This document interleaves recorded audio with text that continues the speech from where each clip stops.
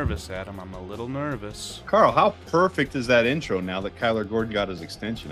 I know, it. Man. I mean, all the clips you see of the guy, they got some good, high-quality footage when I was compiling that. I love Kyler Gordon. That extension, very much deserved. Obviously, we're going to talk about T.J. Edwards as well, another one, a.k.a. Lance I have Briggs. that music on in the background. So Carl and I were playing around with some of the background music before. Adam is coming on to me. We're having a good time. He's trying to make me stay for longer than just today's episode.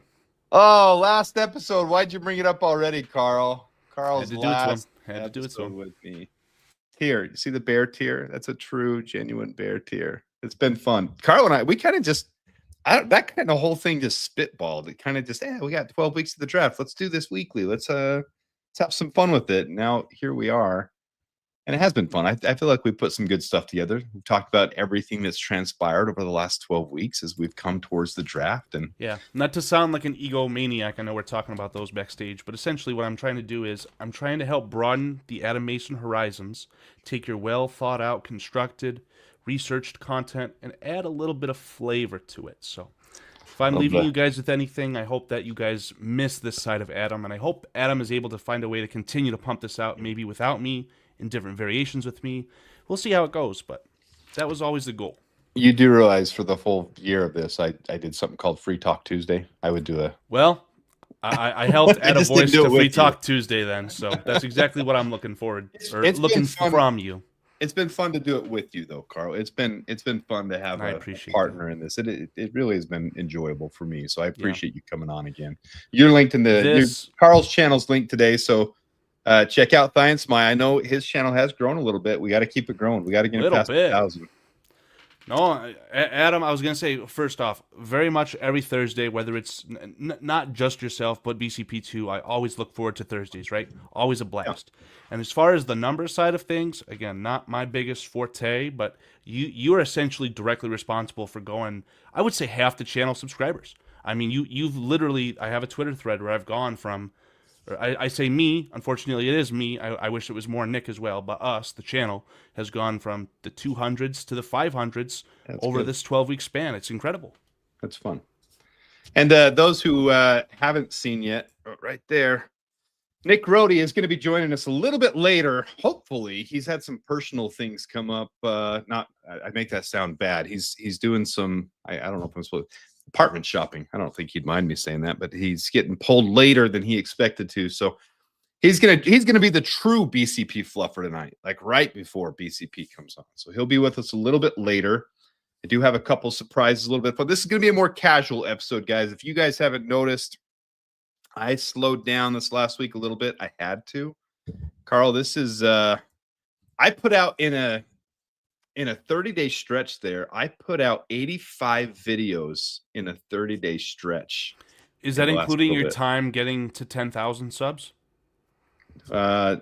Well, 10,000 subs happened in the middle of that. Right. So that was part of that stretch run, right? But you hammered it home. Draft. I was trying to pound this draft, and it's, oh man, and I love it, guys. I'm enjoying it. This is not me complaining. I appreciate every bit of you guys being a part of this.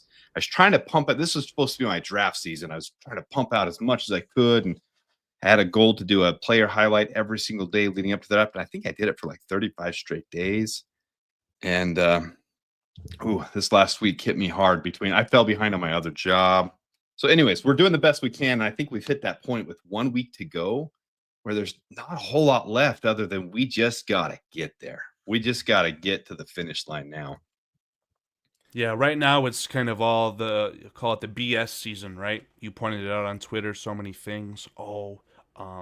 Who's the kid from Texas? Calvin Banks Jr. is squaring the Bears' targets, all these terrible things, right? So yeah, that's what. Sorry, I'll switch this back for a second. You brought up a point that's really good. Like, yeah, I put a tweet out today that I just said this is lying season now. Like, everyone's saying the Raiders are taking an offensive tackle, and I mean 2 weeks ago, everybody's like, this is one of the weakest offensive tackle classes in forever. Now all of a sudden, Will Campbell and Armand Membu can't miss. You just can't miss on these guys. When a month ago they were, barely top 15 products. That's why seasoned listeners, Adam, they've all heard me say this for the last 10, 11 weeks. There's going to be 2 tackles in the top 10. I guarantee it. That's just the nature of the beast as it pertains to the NFL draft. The team might stretch. Here's the thing, though. We have no freaking clue what team has what order on their boards, how it's going to look when it's all said and done. Guys, the Bears could take, let's go with a surprise one. Nick Amanwari. Bears could take Nick Amanwari. They could surprise everyone. Yes, that would surprise me too. I would be happy, but the Bears we could do anything at this point.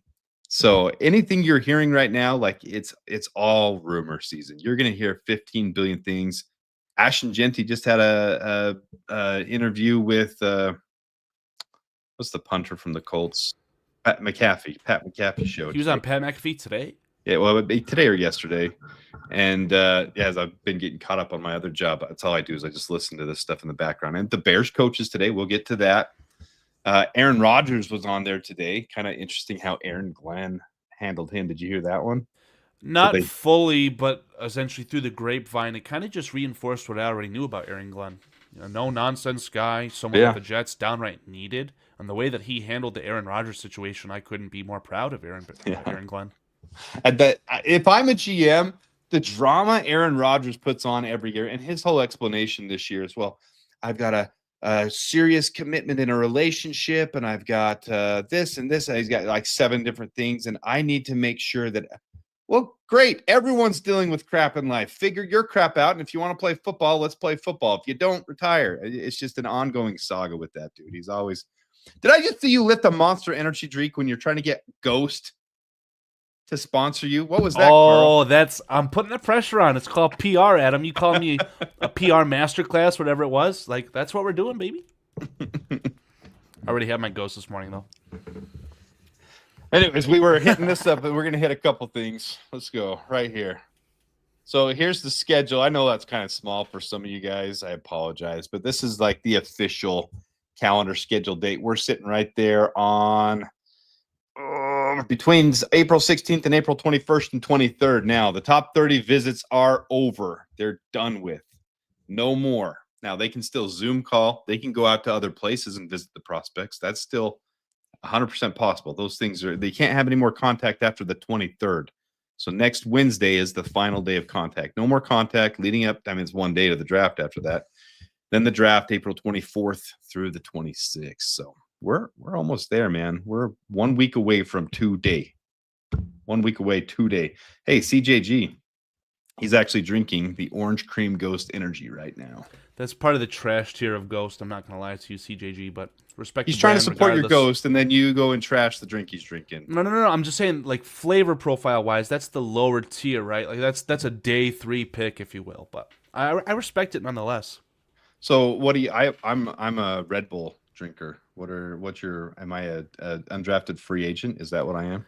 Red Bull's fine, man, but I don't know. It's just something about the little can, the taste of it. It wants to be the classic. You got to get the right flavors. The yellow one, the tropical, the white one, the coconut berry. See, I'm very unseasoned when it comes to the flavors of Red Bull. And now we're getting into the weeds, Adam. Red Bull is kind of an evil corporation in my eyes in the sense that they help prop up soccer teams in Europe who start to compete with my soccer teams that I like. So I'm not a fan of it, Adam. I'm not a fan of Red Bull. I have no clue about this stuff. RB Leipzig? Yeah, I know you don't know. I know. I don't follow any of that stuff. There's the combine 60 visits. Let's get to the top 30 visits there. Actually, I kind of updated that one a little bit. I don't know if you saw that. No, we should update it even more because so the orange ones are ones they met with at the combine and as a top 30 visit that we know of. So it's kind of interesting to see that.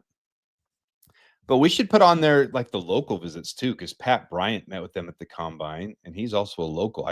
We don't know if they met with some of these local, like Kenny Grant, Pat Bryant. They could have met with some of those guys. We just didn't find out about it. But here's our final top 30 visits. I don't know if you saw every one of these. They're kind of scrunched at the bottom there now. But there's 24 that count and 3 that are local. Probably 6 more we just don't know about, and maybe even more locals like Kenny Grant. Everyone knows that's what I want. But. Yeah, I taught you well on that one, Adam. I mean, this is a good group of guys. Again, we've talked about this ad nauseum, but it's the positions in the kind of rounds, right? You're looking at running back, defensive end, tackle, tight end. Again, another running back in the first round. A lot of meat on the bone as far as your offensive linemen in the second round. Third round, a lot more skill positions. There's 3 wide receivers, but you're still focusing in on the linemen. It really matches what I feel the Bears should be doing, and that gives me reason to be very, very excited. Yeah, so Carl hasn't seen it yet. We're going to bring this up right now. So I asked Carl earlier today to give me kind of his ideal. And, keep it within reason. We shouldn't have Abdul Carter being picked in the second round, but keep it within, it could have something fun where it could fall. We put together the basis of this was Dane Brugler. So here's Dane Brugler's mock draft last week. I had this in a prior video, but he took Tyler Warren, Travion Henderson, Ariante Irsary, Jack Sawyer falling to 72. And I think a lot of people I'm surprised by that. The biggest reason is, though, he just hasn't participated in the offseason. He's not trying to push himself like Ashton Genty. Ashton Genty's writing this giant memoir novel to all the GMs trying to promote himself, looking desperate, looking like an absolute fool out there. And then there's Jack Sawyer. Poor little Jack. Let me tell you, Adam, little Jack has gone on a roller coaster. He capped off his senior year, I believe, with his 4th straight loss to Michigan. He thought the season was over, right? He thought his coach was getting fired, all these good things, right? Then the only thing that little Jack did was put his team in the college football playoff. Okay, little Jack, where's I like the subliminal little dig there, little Jack. I mean, this dude's huge. Last year's draft class, he would have been one of the biggest defensive ends. A big knock on him, and probably why Dane Brugler has Jack Sawyer falling to pick 72 is his, quite literal, his little ass. Like he's small in the lower body, which is not what you want for your defensive end, especially in a 4-3, right? Probably I think he's a fine player. I think he's a fine player, Adam. Probably why he didn't participate as much in the he didn't participate at all. That's what I'm trying to explain. Yeah. There's like, what is it, 2 or 3 added games to the playoff schedule for these teams? They were playing football right up until that combine. He needs a break, and he's about to get drafted and play an NFL season without a lick of rest. That's the thing that bugs me too when you hear these people on Twitter and on social media talking about Caleb Williams. And they're whining about him. He's been spending his whole offseason over in, where is it, Denmark? I don't remember where, in Europe, wherever he is in Europe. He's back. He was at the Bulls game yesterday. Yeah, he was. And he took a picture with every single little kid who asked for one. He's a stand-up guy, unlike Rodgers. So what you're saying, though, with that last thing, though, that's what bugs me is when you're a rookie, you are literally your season, you're the bowl season, then you're hitting straight into training. Even stupid things like learning how to do a 40-yard dash better. Like they spend a whole week like focusing on their technique and trying to get it down because these things all matter. Yeah, Will Campbell hit this really perfectly, right? He said, I can finally stop worrying about transforming myself to look like a Greek god, and I can focus on what matters, and that's playing football. That's all these guys want to do, man. And then they go straight to the combine, then it's the draft, and then you have OTAs, and then you literally have 1 month off in that whole time in your rookie year. You have 1 month off, and that's when we get to this dead period here from like May 11th to June 15th, or maybe it's June 15th to July 15th. So it's wherever the dead month is. They get one dead month, and then they finally get, they get the season, 17-game season. They haven't had that before. They get a rookie mini camp. They have to learn a new playbook in a very crucial situation, being the rest of their NFL career. It's a lot of stress for these kids, man. You cannot go understated. So you get past that rookie year if they finally get a break. Now all these kids that are going to be rookies are doing this, and Caleb. And now you hear people, why isn't he out throwing a football? Why isn't he? I guarantee somewhere in there he's been throwing a football. Like, just take it easy. Like they're going to be suiting up and getting back to it just very quickly. So, anyways, it just kind of rubs me wrong when people are like that. But here's Dane Brugler's mock. We've looked at that. So here's Carl and I. Carl hasn't seen this yet, so this is a surprise to Carl. I asked Carl, send me your 7 picks over. It's kind of funny. We have a couple of the same. So this is where we stand today. Draft day wish list, 1 week from the draft. I want to trade down. I don't know if Carl does or not, but we did it without trade downs. And I think it might surprise you, Carl. My fantasy is Kenny Grant over Mason Graham. How do you feel about that? I don't feel a certain way whatsoever about it, man. I mean, there's so many in the league, and again, the closest thing that I can share, and I've shared this already, was on Barroom Network. Greg Gabriel had a good friend who was a Houston radio host who has deep connections to NFL personnel, not NFL, but just football connections that I could never even dream of having, right? He Okay. reached out to Michigan to ask about Mason Graham. He said, what's so special about this guy? Probably because he thought he had short arms, whatever the case is.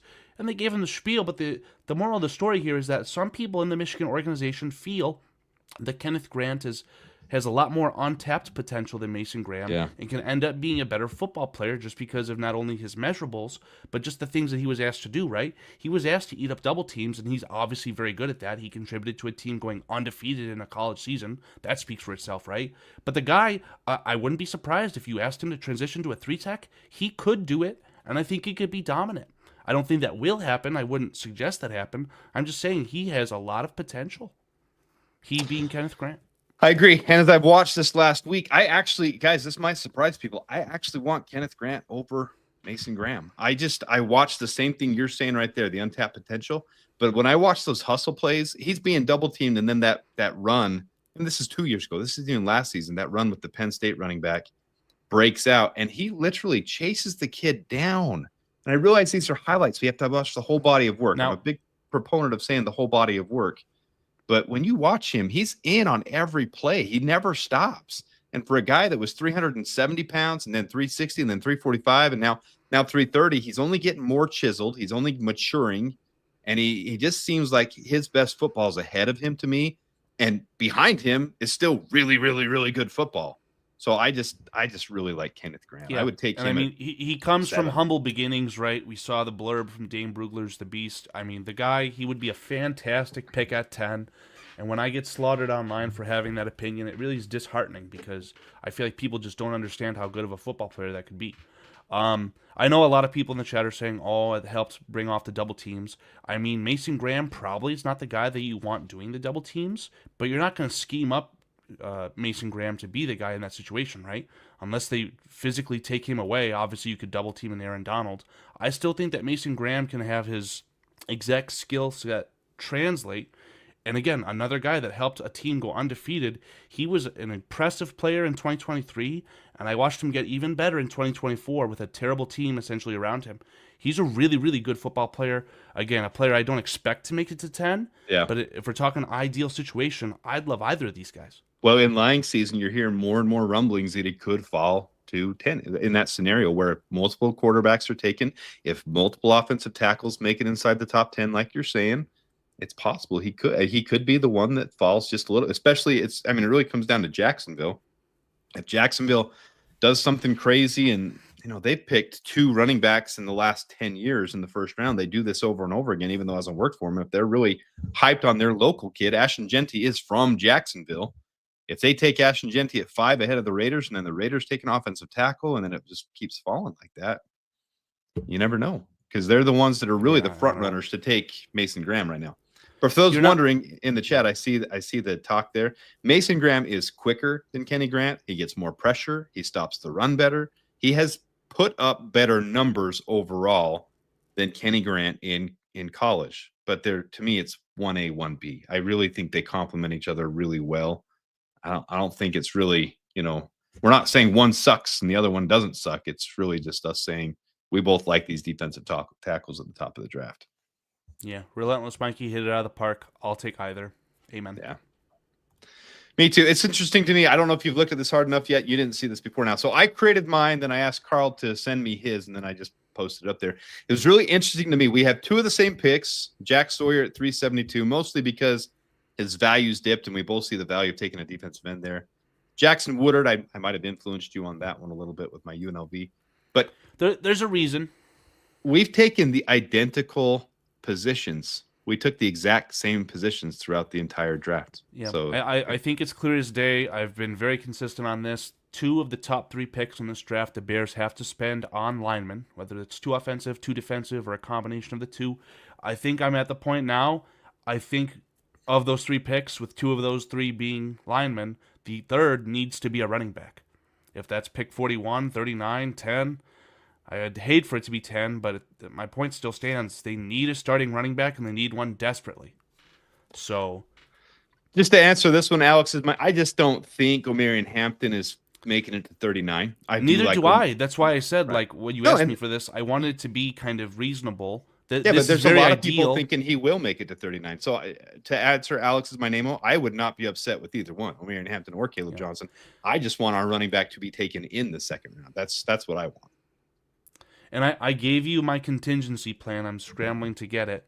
So my contingency plan would be Kenny Grant at 10, Quinshon Judkins at 39, Landon Jackson at 41. I screwed yours up. Do you see that? Someone said, Romy says, never heard of this guy named North Carolina offensive lineman for Oregon. It's supposed to be Josh Connerly right there, and I screwed up the graphic on it. If it's not Josh Josh Connerly, I guess more in the ideal sense because I feel like he's a very good left tackle prospect. But if you go defensive tackle, running back, and you're pigeonholed into Landon Jackson at 41, who it's not a pigeonhole, it's a great player, right? Then at pick 72, go for a guard, whether that's Ceviche or Wyatt Milam, and then still picks 148, tight end, 233, wide receiver, and then 240, I put a safety that I found that I am very, very interested in talking about if we ever get to that point. So, hold on 1 second. Yes, I do want to, but I got to change it there. Josh Connerly. It's done. It's fixed. Fantastic. Great work. All right. So who's the safety you like? I think it's, and neither of us have a safety here, but that kind of leads us into, and we'll get to there in just a second. But what Dennis Allen said about Kyler Gordon today, that was really interesting, and I full-heartedly agree with him. But Jack O'Connell with a $1.99 from Europe super chat. We love it when he sends these Euro super chats. Where do you two gents rank safety and linebacker as draft needs? I think that's a great question. Carl, I'm going to let you field it first. At face value, safety is a very important need, right? Because in 2026, we have 0 safeties under contract. But I think if Jaquan Brisker either outprices himself or proves that he's not worthy of an extension, that will guarantee that our other great safety, I can't think of his name. My brain is just totally in the mud Kevin today. Byard? Kevin Byard will probably get another team-friendly, low-year extension, 1 or 2 years. And I think Elijah Hicks at any value, as long as he impresses the coaching staff the same way that he did with Eberflus's staff, I think Hicks will be back too. So it's not that the safety room will be completely decimated and we need to draft one high. I think I saw Nick did a mock where he took a safety at 41, and that upset me. But for the right one, I wouldn't be upset with that. Like if Xavier Watts is really good value, that Nick Emenwari at 41, I would be really happy with. Right, yeah, definitely, right. But don't reach the for Bears one have at 41. positioned themselves to do best pick available, which would be great. Again, we talk about the floor for a guy like Emenwari. He's not getting past Brian Flores in Minnesota, man. That's just a terrifying thought. Maybe taking Emenwari at 10 to not let that happen. That would be addition by subtraction. I say that half jokingly.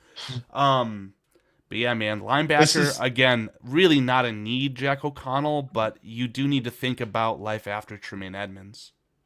When they brought in, I already took it off the screen. When they brought in the South Carolina linebacker for a top 30 visit this last week, I'm trying to remember his name off the top of my head. This has been a long week. I'm going to have to pull it back up so I can just be refreshed. Pull up here, baby. So when they did the top 30 with... Right there, Demetrius Knight. When they did that, I was actually kind of excited because I like his game. He's more of an old school thumper linebacker. He's one that would hit the holes. He would stop the run game for sure. And if you're gonna stick with Andrew Billings, you need someone who can hit those holes and really can affect the run game a lot. So I like that. But I'm with you, Carl. I don't know if it's an immediate need for us. But it's a need down the road for sure. It's something we have to address. But that's why I like, and we're gonna segue here now. All the coaches had their press conference earlier today. Dennis Allen spoke about Kyler Gordon and his extension and said we could play him at corner and we could play him at safety and we can explore those things to get him on the field more. The exact term was cross-train, right? So talk about it like a contingency plan, having Kyler Gordon cross-train in the event that he needs to. I think there were several times where he was talking about just getting him on the field, period, more. They want to see him on the field more. And so his emphasis was, he's going to be on the field 70% of the time. Well, depending on we don't know how the packages are going to run yet, but he was saying basically if we don't have a nickel package out there, we're going to explore him at cornerback or at safety. I would rather see Kyler in there than Jaquan Brisker. I'm talking about Jaquan Brisker. He's He's played very average ball. We love him because he hits hard and he's a fun personality. I'm not dissing on Jaquan Brisker at all. I don't think we've got to see his full potential because of the concussions this last year, because he hasn't played, and he's a good player, but he hasn't shown anything to prove that he's worth, a long-term extension anytime soon. He's got to have a big year this year for sure. We love the players that hit hard, but Kyler Gordon being on the field more than not on the field is definitely a positive for me. Yeah, I would not do the silliness of taking Brisker out to put in Kyler Gordon when they're going to be using a set that has 3 linebackers. I think it's just silly, right? Have Kyler Gordon be the best nickel defender the way that he's being paid to be, right? He's the highest paid nickel defender in NFL history. That's not saying that he's overpaid or anything else like that, right? He's paid fair, in my opinion. I did a little bit of research into that contract. We can talk about that in a second. But essentially, let him play his position, and if the unspeakable happens, Jaquan Brisker gets another concussion, is forced to medically retire, an outside cornerback or two get injured in the process, maybe Jalen Johnson gets hurt, again, God forbid, that's where we're talking about cross-training to have a contingency plan. But still, in a perfect world, just let the guy play nickel, man. He's the best in the NFL at it. I agree with you. Nickel's not too crazy different than strong safety in certain regards, and I would actually rather see him play strong safety than Jaquan Brisker. That's all I'm saying. I guess I can't disagree with you, but in an ideal sense, you maximize the value on both of those second-round picks. Jaquan Brisker plays like he can, like how we've seen when he's not injured, and Kyler Gordon and them can both play the positions they were drafted to and have a lot of experience doing so at this point. Should I touch this question with a 10-foot pole? Should I even go there tonight? I'll let you go off on your tangent. I just want to say another. I think that I actually only watched the Antoine Randall L and the video of our offensive coordinator. I feel like they each had 2 really monster blurbs in their conferences. I'd rather hit this. I'm not going to touch the Genty thing because it'll take over. All I want to say, Antoine Randall L said he would take Rome Odunze over, or he had Rome over Marvin Harrison Jr. and Malik Neighbors in last year's draft. Why do you think I'm wearing this? So there are some takes I get some criticism for. There's some takes that I can really back up. And when I was spouting off last year, because Rome Odunze had a 2% dropped rate, which is one of the lowest in college football last year, and a 75% contested catch rate, which was the highest in college football last year. And I was saying that leads to success in the NFL.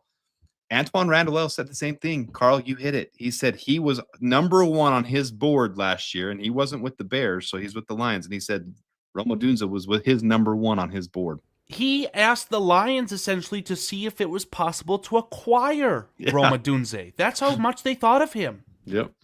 So Rome Odunze's only downfall is the same thing as these other running backs lower than Ashton Genty. Ashton Genty took 100% more snaps than all but 40 running backs in college football. He took 50% more snaps than all but 8 running backs in college football. Rome Odunze didn't get the targets. It was his first year in the league, and he and Caleb had some rookie missteps where route running or being connected on the same level. I'm telling you one thing right now. You look at Bo Nix, you look at Jaden Daniels. Now, last year at this time, I had done all my analysis already. We were already keyed in on Caleb, so it was a done deal. But I said, Bo Nix, Jaden Daniels, Caleb Williams, going to have successful NFL careers. They're all going to be starters. Those are the 3 I keyed out. Like other people are talking J.J. McCarthy, and J.J. McCarthy still can, 100%. But I said those 3. Well, those 3 have already had. What's the big difference with those 3, though? The other 2 came into good coaching situations where and Caleb had this abysmal, absolutely train wreck of a situation where it's a miracle that he's even survived to this point. I mean, the coaching care, the 3 offensive coordinators, 2 head coaches, that whole thing has been a mess. So you bring consistency there, and now opportunity. Rome should get more targets this year with Keenan Allen being gone. Even if we draft someone, even if Devin Duvernay gets some snaps, even if Olamide Zaccheaus gets some snaps, Rome should get a good line share. And you hear Antoine Randall L talk about him with his size and his abilities. I think Rome Odunze is in for a huge, huge year this year. I don't think anybody should be shocked with 1,300 yards out of Rome Odunze. And Adam, that's why I don't think we need to prioritize drafting a gadget player at 10th overall to steal targets away from Rome Odunze. He needs to be targeted, and he needs to be targeted often. Hey, look who I put there. Look who I put there, baby. I put Kenneth Grant. I'm with you.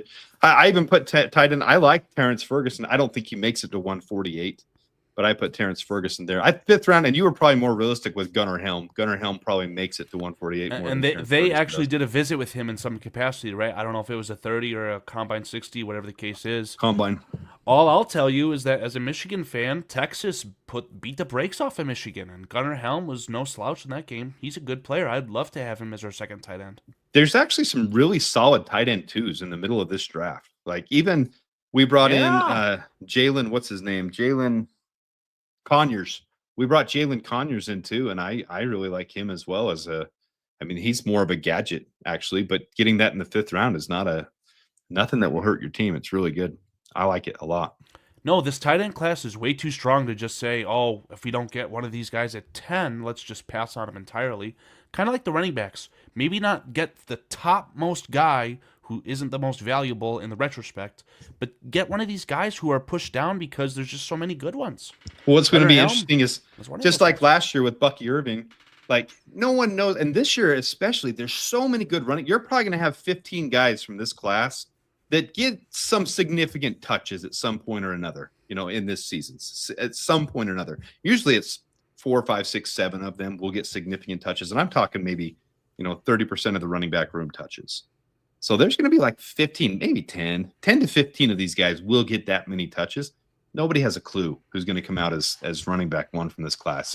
People were saying Ashton Genty, you can say O'Marion Hampton. O'Marion Hampton has that Adrian Peterson style to him. It could be Caleb Johnson. It could be, Quinshawn Judkins, Travion Henderson. There's so many in this class. I mean, even Bashal Tutton with his speed and RJ Harvey and all. There's so many in this class that could really step out and be that running back one from this class. Nobody has a clue what's going to happen yet, but it'll be interesting to see. All right, give me some more snippets here. We have them. We don't want the whole episode to focus on this. I actually have a surprise. Oh, I missed this. I missed it up here. Hold on. While you're digging for that, I mean, the only other thing that really stood out to me from the news conferences today, I didn't get a chance to actually watch the Dennis Allen and Richard Hightower ones. That upsets me. Richard Hightower is probably my favorite coach. But, I'll give you the highlight of Richard Hightower. It was funny. They were asking about Devin Duvernay, and he says, we want Devin Duvernay to go do his thing. He's going to be Duvernay until he makes some great plays. Then he can be Devin, because we've already had a great Devin in this organization. Right. I thought that was pretty. I mean, I love it because it's like, go prove yourself. No one gets a free pass. But he highlighted it's the little things like that with Hightower, man. Like he just gets it. If I had to describe him without ever having a personal conversation with him, he just gets it, man. He's an awesome special teams coach, just a coach in general, right? I'm so thankful that they retained him. I think that you needed a little bit of stability, consistency, right? The special teams is going to be just as good. I don't think the special teams is really an issue at all last year. Maybe at spurts, but I'm glad that he's back, and I love him as a coach. Yeah, people saying the only reason he got retained was because of the last game of the season and the trick play with Josh Blackwell. That's the players love Richard Hightower. They love him. He's absolutely a player favorite on that one. Who is the name, or what is the name of our offensive coordinator? The guy from Denver. It's one of those things where you ask me. It's not. I don't know his name, guys. I know his name. Someone's gonna say it before. While we're struggling to figure out the guy's name, I mean, he actually I just watched his press conference twice. I know. He actually explained his job title, which I feel like normally you wouldn't get that. Declan Doyle. Thanks, Sweetie. Declan Doyle said that he's a supplemental guy, right? He's going to fill in for when the head coach is busy doing something else that isn't focused on calling plays on the offense. Things in the quarterback room, running back room, whatever the case is, right? I thought that was a very stand-up thing to say, and it's exciting because it's a very well thought out, clear defined role, and he knows what it is, and I think that he can excel at that, man. Yeah, and it's not like they're downplaying him though. Like I think everything you hear is he is just a bucket of information. Like he is so intelligent for where he's come from in his youth. I'm very high on this. So I want to get to Creighton real quick because then there was a super chat too. So we got to get both. Creighton Wilfong with his breaking news of the day. Jervon Dexter was last seen using Lambeau Field as a giant litter box. Dex smiled and said, I took a Jordan Love. Who's got the Jordan Love with the poop emoji? Let that one roll because that fits perfectly. And then Mac McManus says, what about trading back into the first round with our seconds or thirds? Now, I'll hit two things here. Number one, that range, there's so many good players. Like you see Ariante Ursary mocked by some people in the 20s, which I totally understand. You see some people mock him in the 40s and 50s. No one knows where that range is going to go, but I can tell you if the Bears feel like someone's there at 30, 31, 32, and that player to them was someone they were considering at 10, and he fell down, and he's there at, 28, 29, 30, 31, 32 in that range, and you can get a fifth-year option on them, I would not be shocked one bit if the Bears took a second, number 39, and paired it up with a future draft pick or even number 72 this year and went ahead and did it. You can still do things later. You can trade down from 41 to 50 something and still get something in the 80s back. But if you have someone that you were considering in the 10 range and they're falling into the late 20s, I wouldn't be shocked. But I don't think it's something they're actively going to be expecting or preparing or planning to do. But if that happens, I won't be shocked if it happened, because then you get a fifth-year option out of a player you saw as you were considering at 10 for sure. Yeah, I mean, again, it takes two to tango, so to be able to trade down, it's going to be hard, but it's going to also be hard for me to imagining the Bears trading up. I just don't think it's worth it in a draft where many are saying picks 20 to 60 are the exact same value, right? So again, kind of in that idea, if someone who's in that top 10, top 20 range for the Bears falls to the 30s and the Bears have to move up a little bit, I could get behind that. Yeah, but that's where I would see them. I think picks 39 and 41 in a perfect world could Really become impact starters.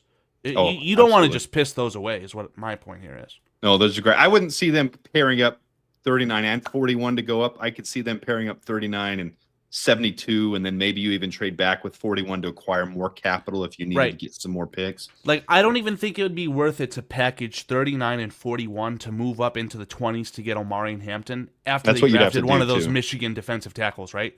I want Omari and Hampton on the Bears almost desperately, but I still wouldn't even do that. I don't think it's worth it. Yeah, I don't see him doing something crazy unless something like that falls into the late 30s. And then you have that fifth-year option. That's what you like about the late 30s. The first-round picks have the fifth-year option. Right. So I don't want to focus too much on this today. I actually have a surprise for Karl. We're doing good on time, though. But overall, good by each and every one of them. You nailed it with Declan Doyle. I thought he gave a good explanation of how they all can assist. He did point out the four main people that would be helping Caleb Williams. It was him. It was Ohio State boy, JT. No, what's his name? JT Barrett. Yeah, JT Barrett. I had it right. The passing game coordinator. Man, I'm forgetting everyone's names right now. Wow, I just had it and lost it too. It was like a salmon in the river, and my bare hands tried to grab it, and it slipped away. Oh my god. And then Ben Johnson. And it's Flick, the guy from Jacksonville. Flick. Right? Someone's going to say it in the chat again. He's from Jacksonville. We are not Randall L. Randall L. I mean, he's your assistant head coach, but Press Taylor. Press Taylor. Yes. See, look at the chat today. They're great. Great job, Erica. Thank you. Our brains are about mustard right now. So, all right. Anything else you want to hit on these guys, Karl? Because then I have a surprise for you. You have no clue this is coming. No, I mean, again, I'm just very happy Hightower was able to stay. I'm sure that's why Blackwell's retained. We all know how I feel about Josh Blackwell. So I love Blackwell. Let's go on to whatever you've got, Adam. First of all, I just want to acknowledge the chat. This chat is active and really solid. Longhorn Jeff, Antmus, Mark Versalote, Erica, Ryan Kovacic. I'm sorry, guys, if I botch your names. Bears Junkie 55 Hall of Fame. Ben Malik. There's so many. I can't go through every one of them. Alex is my name. And all the boys TJG. On the Thy Spine channel who are here. Again, Adam let me simulcast. Thanks for that, Adam. But again, good old Atmas, Inferius, Prometheus, Romy. You guys are fantastic, guys. Thank you. JC1, Creighton Wilfong, Hitman, Corey Lee. No, Brian Gilmore, don't act like that. The name of the stream on my side is the end of the beginning.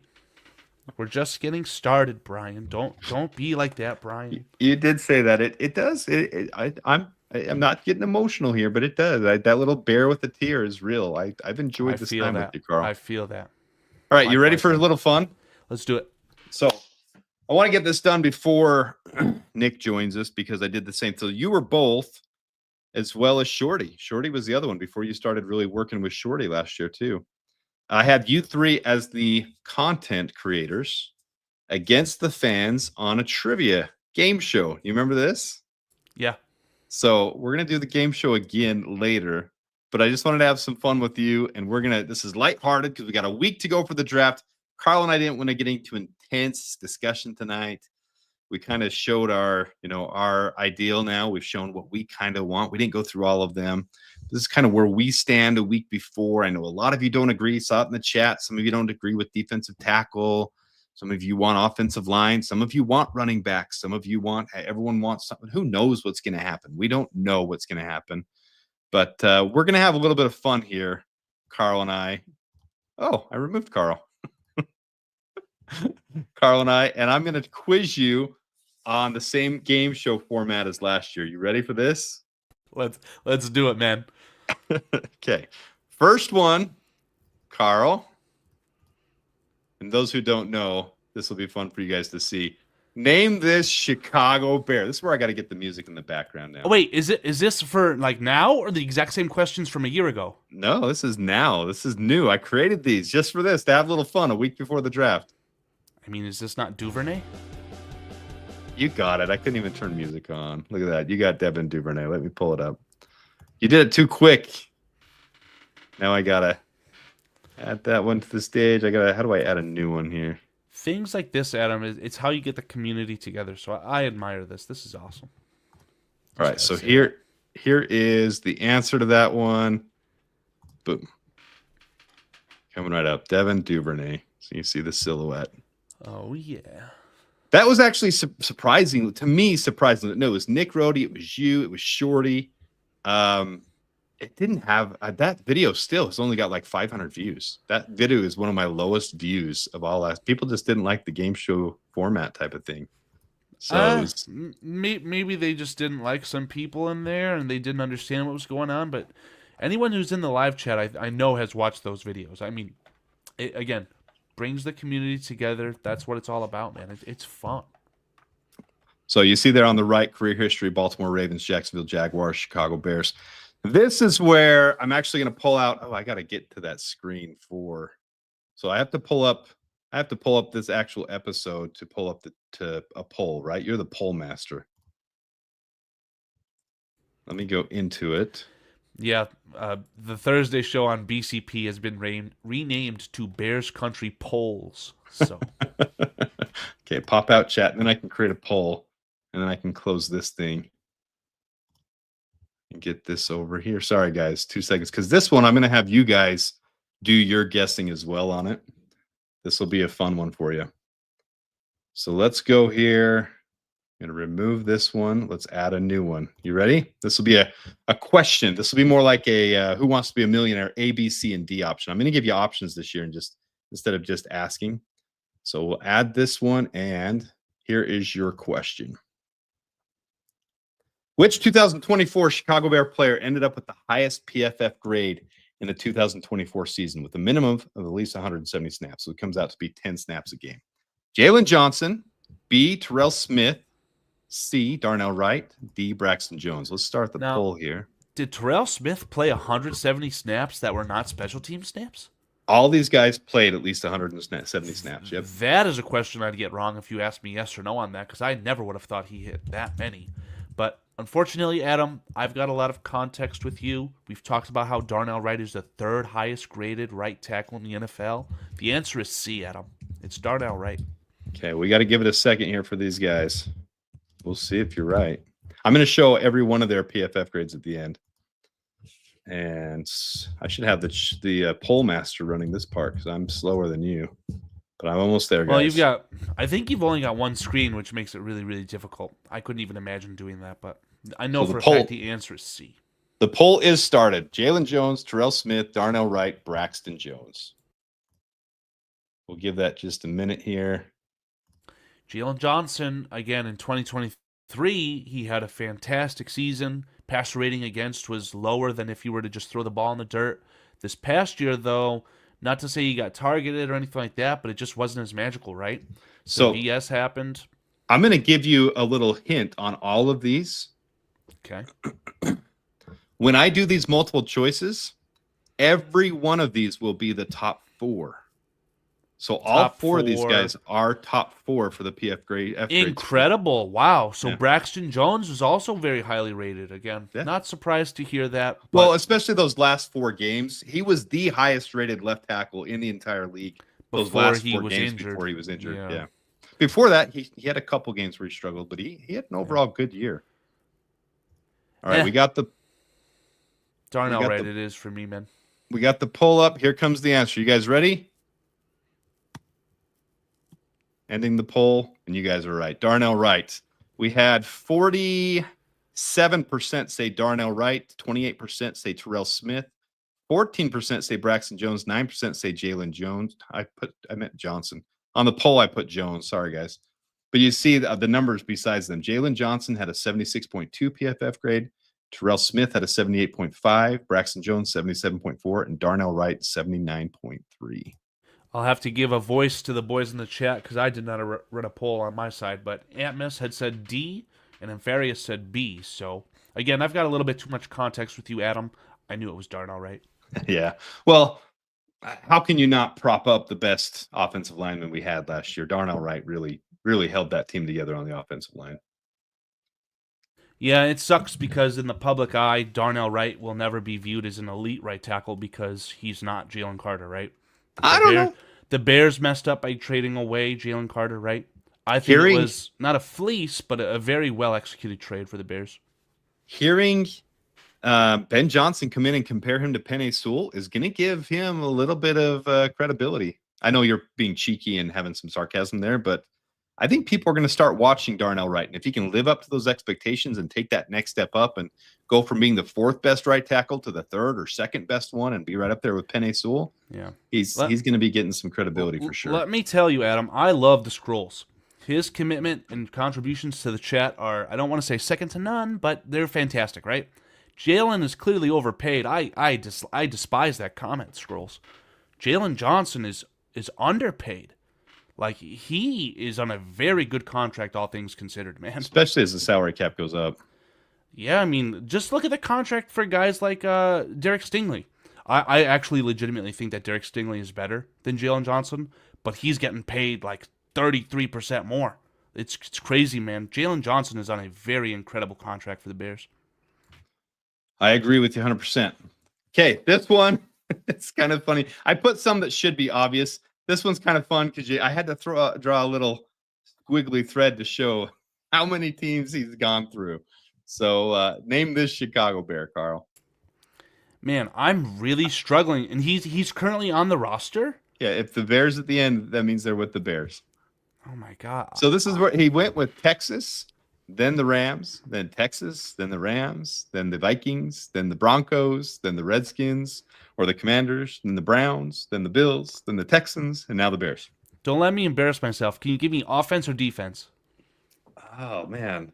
I thought I was giving you obvious ones. People are going to say it in the chat. No, I feel overloaded. Like, who the hell's path is this? I'll be honest. When I saw the Bills, I immediately thought of Darrington Evans, the running back. He's not with us anymore. I know, he's not on this team. So it's not Jacob Martin. Jacob Martin's not on the. Oh, okay, sorry, I got it. Thank you, Mark. It's a quarterback. Is that Case Keenum after the Minnesota Miracle as well? Love it. It is. Love it. It's that one. Yeah. Love it. So I got to pull it up now, but I love you guys in the chat. This is why we have the fan side of it too. I think last year I had the Nodge, I had Mikey, and Mike Rhino. We had them come on and do the fan side. We're gonna do the same thing this side. We'll find out what's gonna go on. Maybe you'll want to be on it again. I would love to. I think you need to open the floodgates, man. Let's have this be like a 5v5, a 10v10. It's gonna take a while, but this is a fun exercise, man. So I am gonna have it be a different style. I've already. It's gonna be a lot more. Last year, I mean, this channel's grown. We're learning. We're growing. It's a lot of fun. We're gonna have it be more game showy, where you get to wager some of your points on each question before the question comes up, and it's going to be one content creator and one subscriber each week, and then we'll do it over like a month period. So it'll be fun. Especially if you're doing it in like an offline format and your points, the way that you contribute, collect your points, whatever, the winners could essentially face off each other live. That would be a lot of fun, man. You're getting there. We're That'd going to be do a lot something of fun. fun. Mikey was in there. There's Mikey right there. Mikey was in there last time. Yeah, I Right. mean, guys like Relentless Mikey, Sam L, these guys who are just head over heels for the Masonites. I mean, that'd be awesome stuff, man. Okay, and again, I'm giving a little bit away 4. here. These were the top 4 tacklers on the Bears last year. So which 2024 Chicago Bear player had the most tackles in the 2024 season?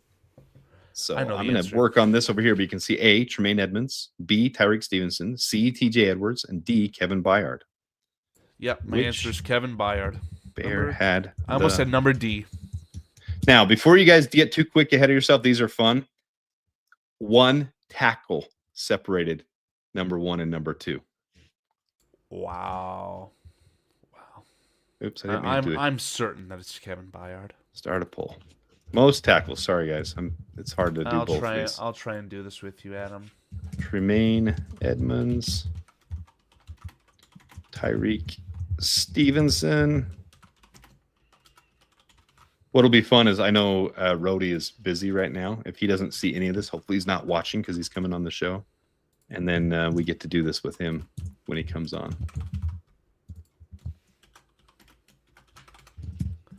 Got you guys. Over on the Giants, my side. Got a poll up. You already started your poll before I got mine. I was starting mine before yours. Polls up. Most tackles, Tremaine Edmonds, Tyreek Stevenson, TJ Edwards, or Kevin Byard. Adam, my answer is letter D for Kevin And it makes sense Byard. because those who play fantasy football, most tackles usually come actually from both, from the safety position and linebacker position. Those two usually get the most tackles. So the linebackers should get the most tackles in theory, right?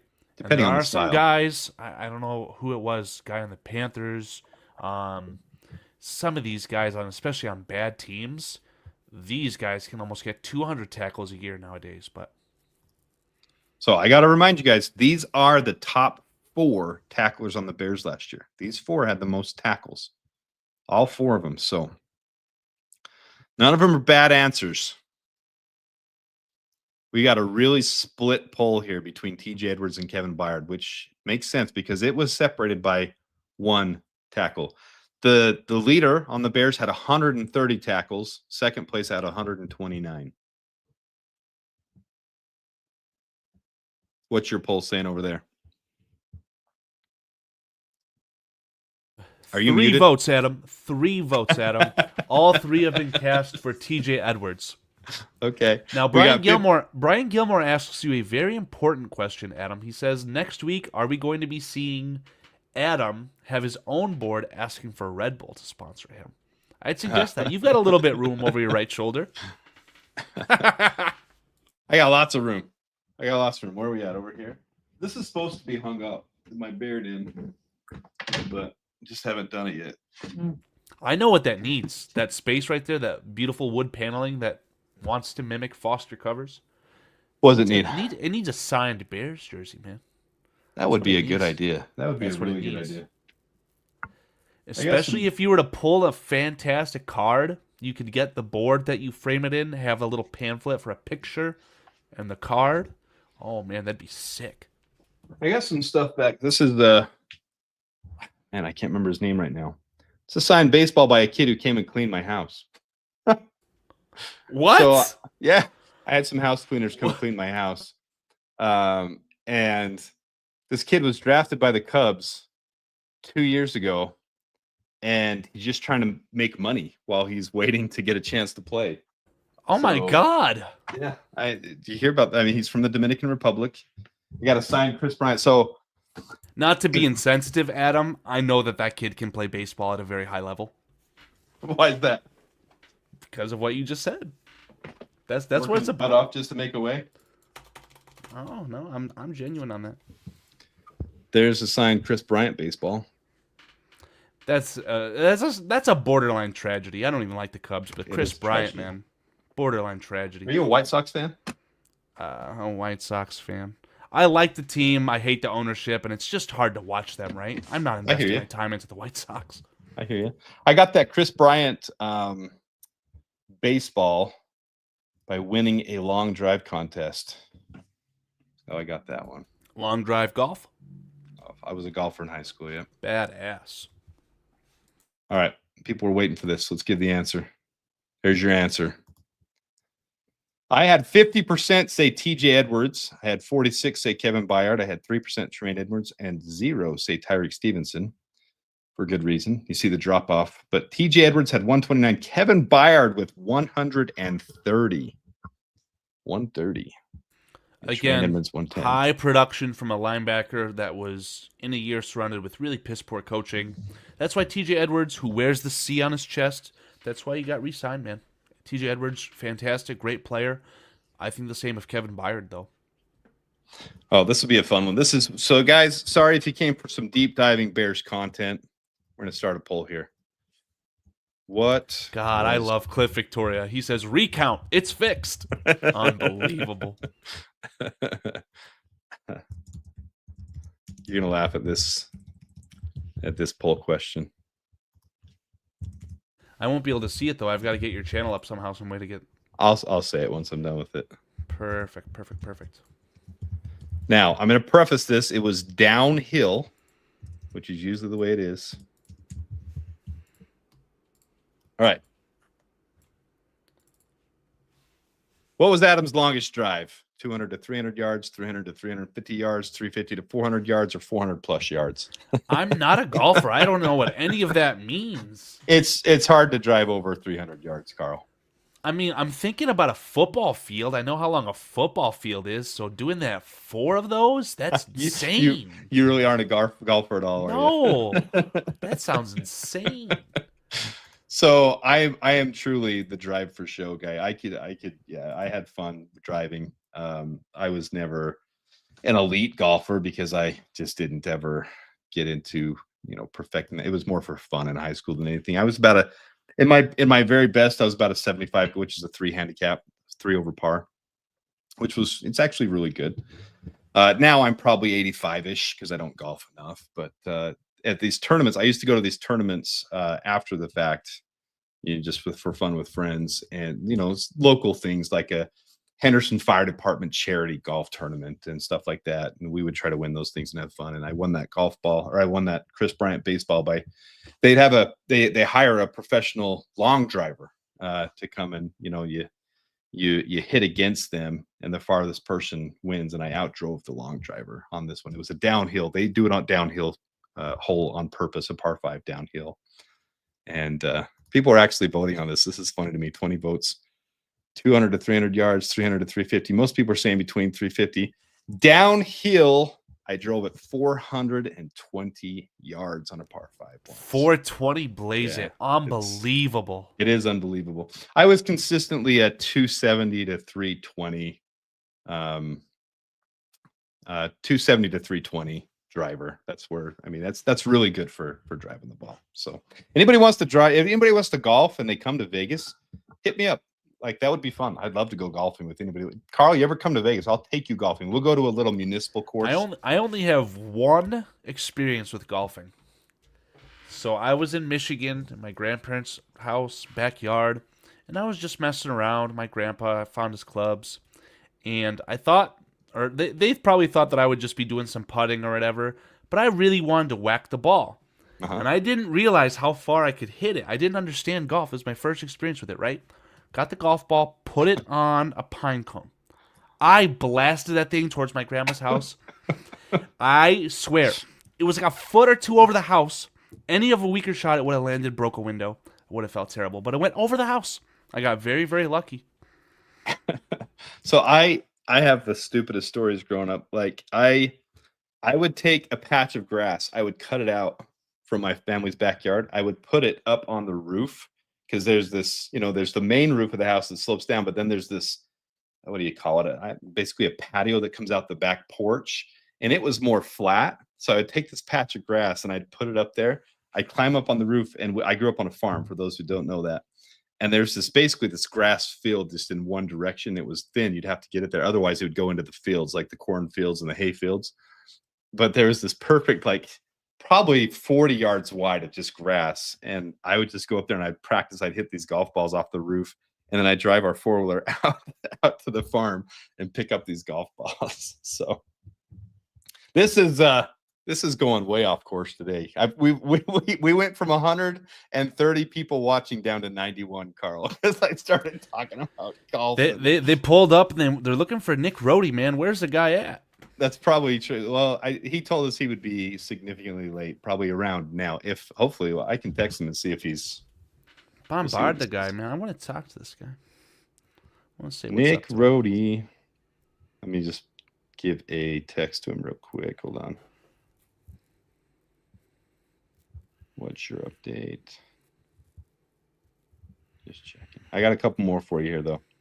And then we can just talk the draft for a minute, too. Foster, welcome in, brother.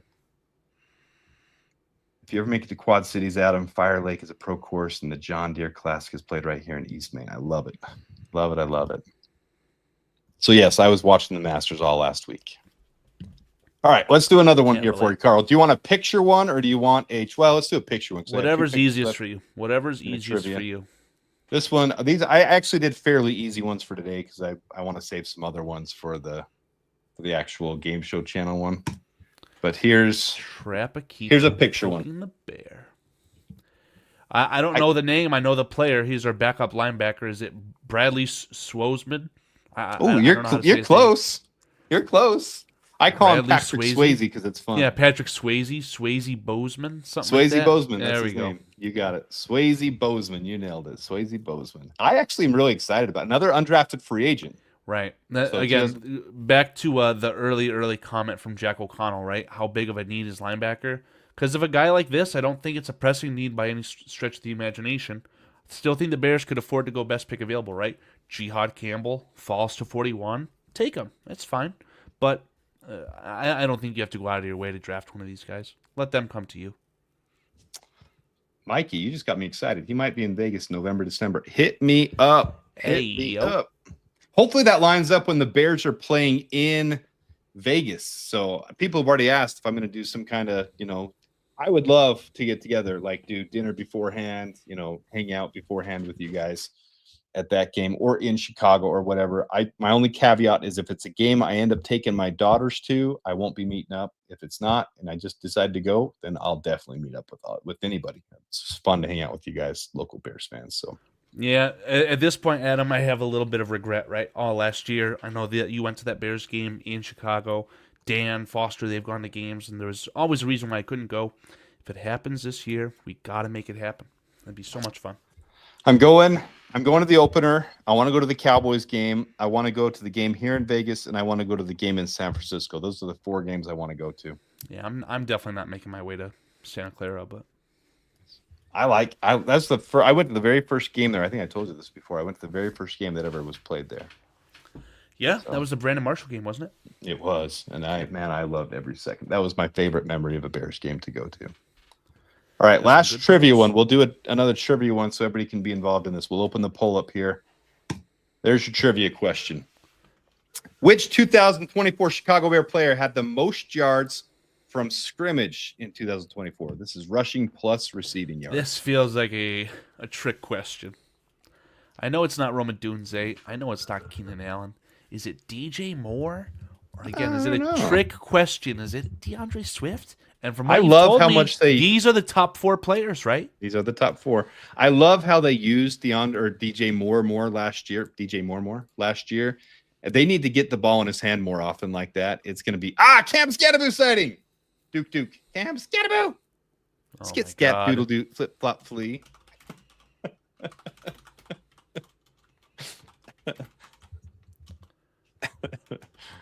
Swift, Moore. I'm trying to get my poll going. You're going to be faster than me. Yeah, no, I'm not. Rome Odunze. I know it's not Rome. All right, your poll's up. Allen, Swift, Moore, Odunze. You've narrowed it down very appropriately between DJ Moore and DeAndre Swift. You're on. I'm not going to let my pride get the most of me. I think it's DeAndre Swift. He's the running back. That's typically how it works, right? For you're talking all-purpose scrimmage yards. And I know that DJ Moore was essentially reverted into a behind-the-line of scrimmage guy because of our poor offensive line due to both play and injury, but I still think it's DeAndre Swift.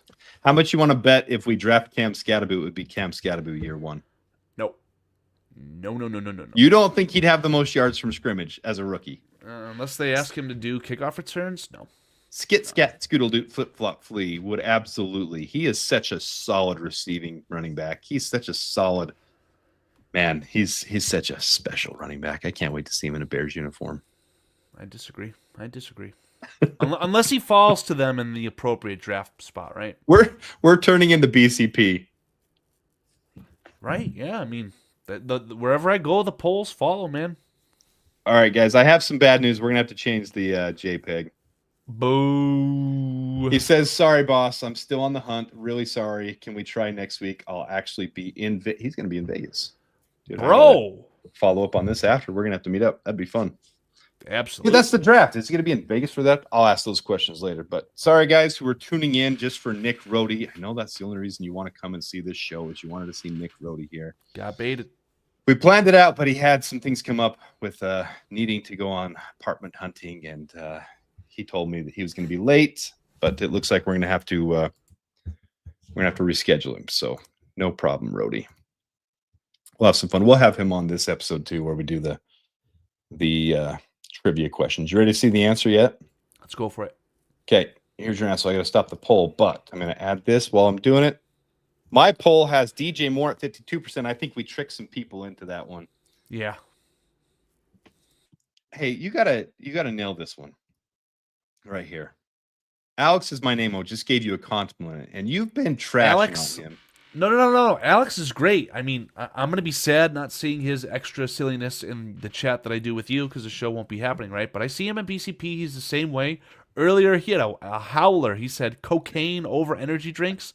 Alex, I see you, man. I see you, buddy. I need to change the name of this channel to Cocaine Bear and have some fun with it. Yeah, like cocaine, shy bears, something like that.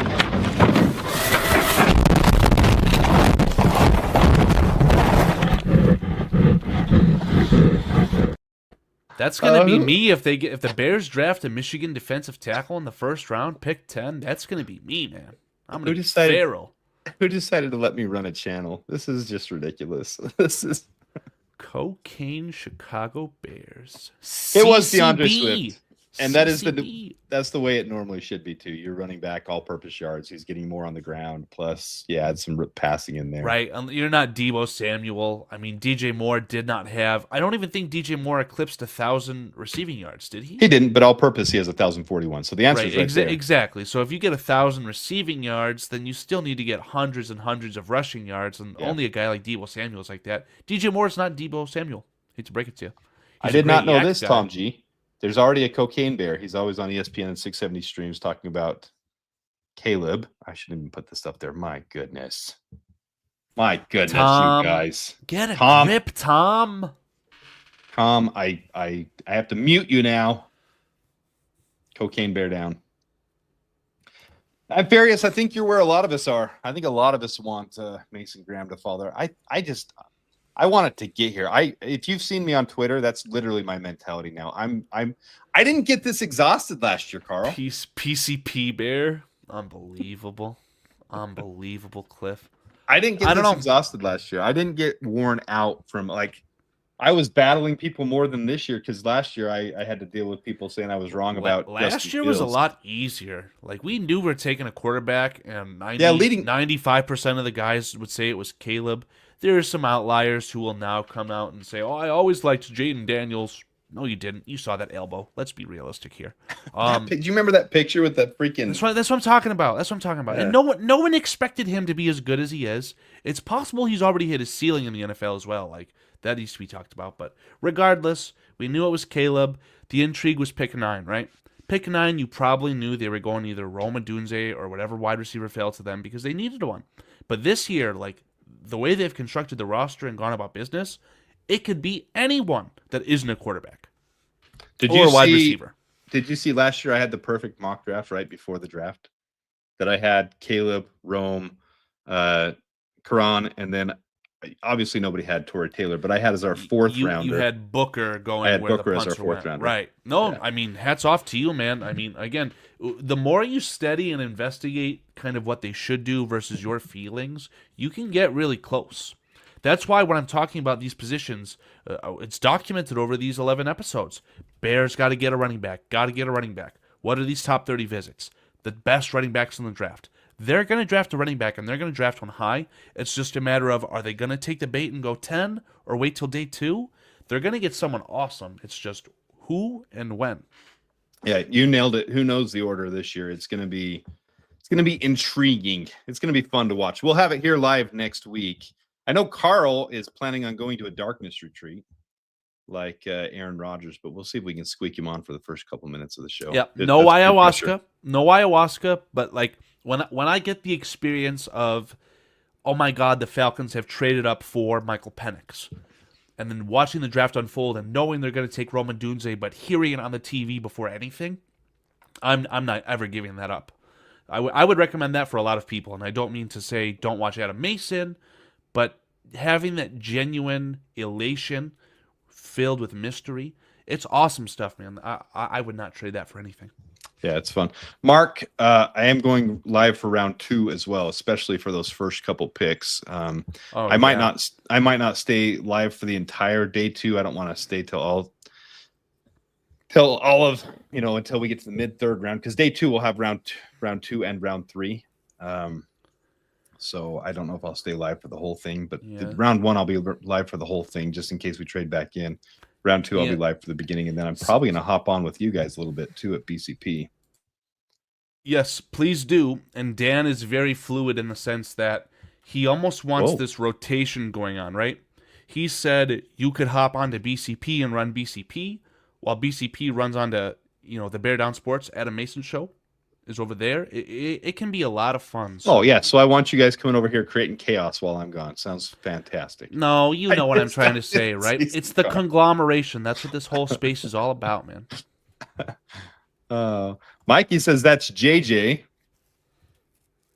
Oh, so, not paying attention to who this is. We're good. I threw it up while we were talking. This is casual. That's what we said before this episode. This is a casual episode, guys. We're getting to the draft, and we don't want to get too intense today because right now out there it is lying season. Everyone's at each other's throats. Everyone's overhyping this Ash and Genty love letter to the GMs. That's just absolute nonsense to my point. When somebody does that, it's like a cry for help that they want to prove themselves. Sorry, I'm done. I know who this is. I'm sorry it took me so long. It's the mailman, Dio Dingbo. Dio Dingbo. Yeah, I try to do ones that haven't been with too many teams for this one. So let's pull that up. Image file. Good job, Oscar Guillen. Dio Dingbo. Where is he really going?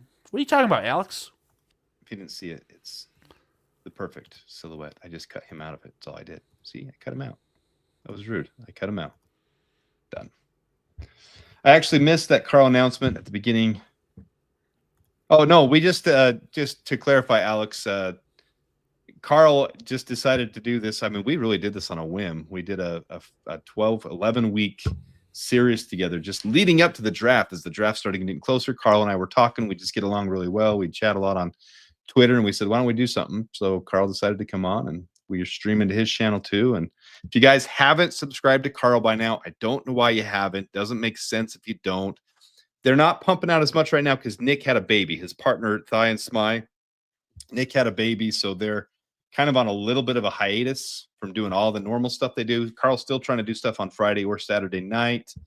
Karl's got some good stuff. I really like Karl's shorts that he puts together. I think Karl does a good job with his editing work. I know you've talked to me about how the shorts maybe don't reach the masses, but I like the shorts in the sense that I'm recycling the content that I produce with the. It's a huge investment to sit down with someone and talk for them for 2 hours, in my opinion, right? So if there's a really good point or series of points, I'll turn that into a video or I'll turn that into a short. And if you guys don't have the time or don't want to listen to us blab for 2 hours, you get the gist of it in the form of that short or that video that I released, right? Listen to these guys. Cliff Victoria. Nick had a baby, thought he was a guy. The Scrolls didn't even know Nick was pregnant. I love this community.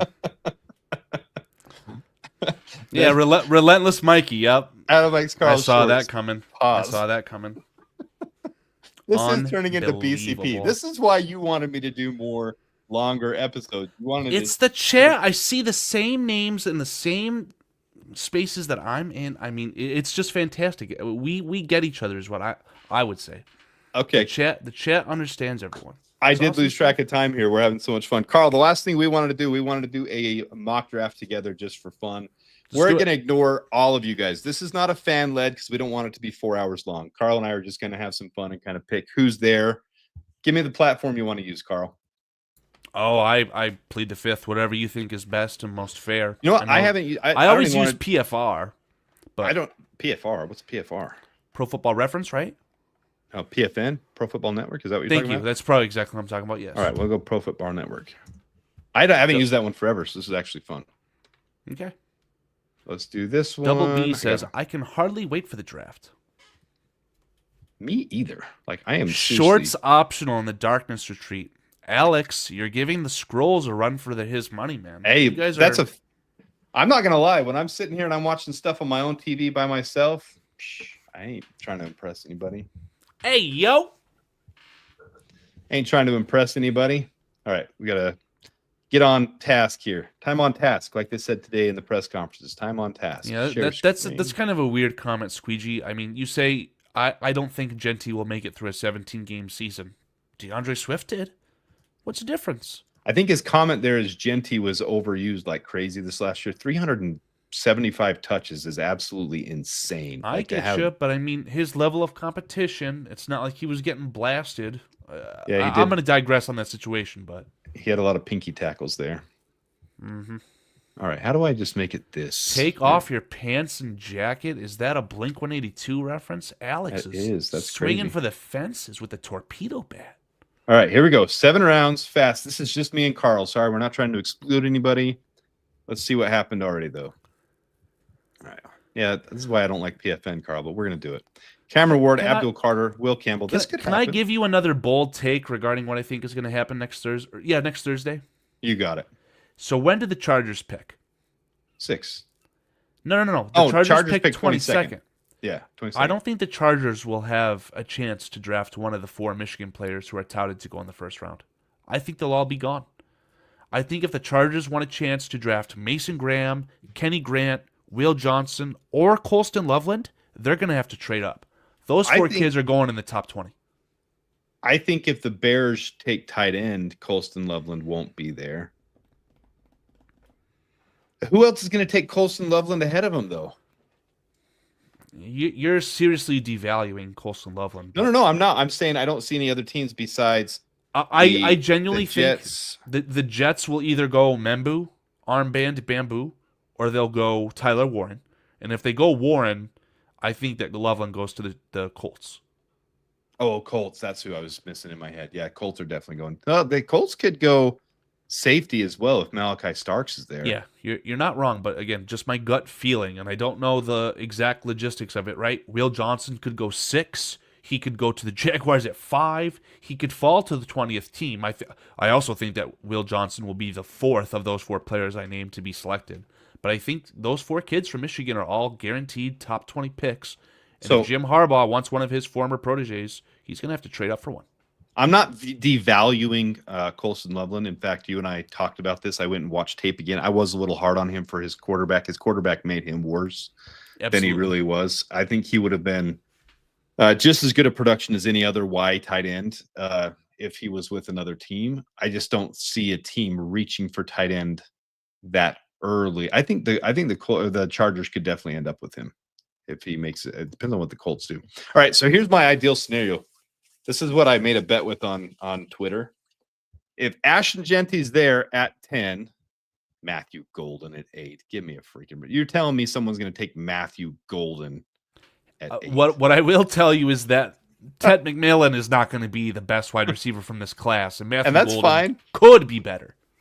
What about Ibuka Bazooka Boy? Just another really average wide receiver 2 in the NFL, but whatever. So here's my ideal scenario, and I said this. If Ashton Genty falls to the Bears at 10, I think they absolutely use his trade value, and I think they trade down. I don't think they're sold on Ashton Genty. In my opinion. Again, a lot of smoke around the Bears taking a running back, right?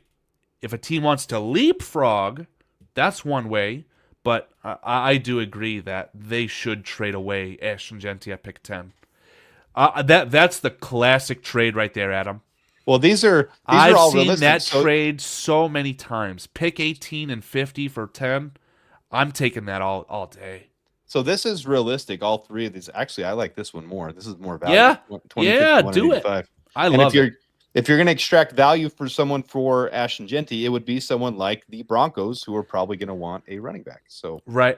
I love that trade too. I would say if you're okay with that, Adam, let's do it. Yep. I already did it. Perfect. All right, we're going to hide that. So, like we said, tight end Tyler Warren's going to go to the Colts there. I can see all these things happening except that. That's just like a black eye on this thing. And that's what they did. They traded up for Ashton Genty. So that's what I think that's what the Bears would. But Kelvin Banks is still there. Should we take Kelvin Banks? After a trade down, as hard as it would be to pass up on Colston Loveland, again, I say that half jokingly.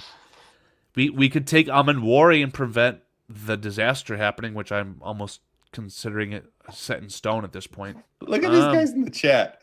Adam doesn't hate Ashton Genty. He would just hide the life preserver if he were drowning.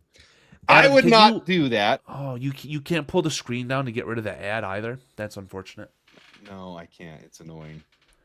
Unbelievable. Do we have an ad that's inappropriate for my cast? Wait a second. Is that the stuff you're taking? No, I'm not taking anything, by the way, right now. You're done? Well, I'm doing intermittent fasting now. I'm trying to get back to the gym. I want to get healthy before I try anything else, but I'm doing intermittent fasting and I gotcha. the gym. Yeah, So. I mean, we're looking at all players right here, right? Can you just scroll down a little bit? Yeah, I was looking at the chat. The chat's having a good time. I'm having fun just looking at that. Is Kenneth Grant on the board? He would be, absolutely. Take him. Walter Nolan's on the board. Here's the thing with PFN. They have Kenny Grant. Oh, they have Kenny Grant way down here at 38. They're ridiculously stupid when it comes to Kenny Grant. Let's look at the players who were taken before us, I guess. But my pick is clear. Shadur Sanders, Malachi Starks, Mike Green, Jadae Barron. I mean, these aren't crazy ideas of who these people would take. This is more realistic where Armand Bamboo is going to go, guys. Yeah. I don't think he's going top 10. I don't know. Let's look at the top 10, okay? 1 month ago, where would you have told me Armand Bamboo would have gone? Armband Bamboo, again, a guy who Dane Brugler has been all over, so. Will Campbell at 3, the first correct decision the Giants have made in a long time. Wow. You know what's funny? The last time they took a lineman that high, Evan Neal. Yeah, I know. I'm saying, though, he's going to be one of the better players out of this draft, man. I'm very confident in that. Could be. Who knows? Will Johnson went 6 to the Raiders. Mason Graham to the Jets. 2 wide receivers in the top 10 and only 1 tackle. This platform is ruined. It is rigged. All right, we're going just because this is us doing the draft. It's chalk. It's chalk. All right, this will be where it separates itself. Where's our running back? Oh, look at it. It's chalk. It was divine intervention. Jalen Milroe to the Bears. Marion Hampton. It's chalk. I do like the idea of trading. Oh, man, that's a steal. I don't like that. Dude. I don't like that trade. We're not trading, but we're just looking at it. I don't. Man, if you can tell me we already got our running back and Kenny Grant, and we could trade to 6 to 4 and get future 2nd and 5th, I would do it. But we're not. All right, so now we've taken a defensive tackle. We've taken a running back. I think we need a guard here. We need. I see a player I actually really like at 41. Yeah, that's what Mason I was going to say, but Xavier Watts. Ooh. Actually, we might have to pull this one, Carl. Whoa, Travion Henderson as well. Let's keep going. Well, we already took a running back. I know. Just keep going down. What do we got? Oh, I'm gonna hurry and start a poll real quick. Okay. We're gonna get some help on this one. Pick at 41, and we're gonna rush through the rest of this one because I know you got BCP. So we're gonna put here Xavier Watts, Mason Taylor, add option. I mean, there's a lot of good options here. So you want me to scroll down just a little bit? I think we should put an offensive lineman, and I think that best offensive lineman here Jonas Savania. I would. Do you want to do Ceviche? Yeah, I would do that over Donald. I like it. Jonah Savai. I'm totally. I gave my best attempt at spelling Ceviche, but. And then I'm going to put JT Tuamalo in here too. Is that the best defensive lineman on the board? Yeah. Ooh, I like Ariante Ursery as well. Oh, screw me. We should have. We'll do GTT. It's fine. Those are really our only 4 options? Carl, I'm kind of sad that once this is over, we're done, buddy. Nah. Again, it's the end of the beginning, Adam. It's the end of the beginning. Could have done Carson Schlesinger too. We know the Bears met with him at the combine. I think it's a reach. I do too. I don't think My chat, 1 vote in so far, and it's for Watts. we got 30. Oh, it's 33% Watts, Taylor, and Savania across the board now. Now we're at 10, 11 votes. We'll let it go here till about 20 votes. I just voted for Taylor, and I put it in the lead. Yeah, JTT has got 0 votes, it looks like, for you. Yeah. I can't vote for this garbage. Is that all of our options? Something feels Remember, we off traded here. down and we have pick 51 too. Okay. So there's going to be a couple of them here available. Can you scroll down a little bit, though? Yeah. Jonas Savania. Oh, I got to go back to the page where that's on. All right. Yeah, I mean, Wyatt Milam, it feels a little bit too high to take him at 41. Oh, man, I really like him, though. I like him a lot. Ursary, I like a ton, too. Judkins. Princely. I like Princely. Yeah, Princely feels like a guy who we could target at 50 at this point, but... So there's no Landon Jackson. He's gone? Maybe he went. Just scroll the first round? No way. I don't think he went. You nailed it with the Chargers, Colston Loveland. No, I mean, I don't even know if he'll make it at that point. But I don't like the Packers getting Luther Burden. Yeah, that'd be their best wide receiver by a country mile. I don't like that at all. I don't like the other guy they got's fine, but I don't like the Lions getting Gray Zabel either. I mean, I feel like if I had more time, I'd make like a floor video. Oh look! I feel like a guy. I feel like a guy like Mike Green. His floor is Detroit. I feel like there's another player who I liked it. The Vikings traded out of the first round and got the Jaguars' 3rd round and 4th round picks, and they took Landon Jackson. Feels like a wasted pick, but I actually respect it. I'd be pissed off at the Plank Vikings says, I'm at the 2nd job and have been trying to check in since 7. LOL. Carl, Adam, everyone, bear down. Plank, God bless you, man. Thanks for bear down, Plankster.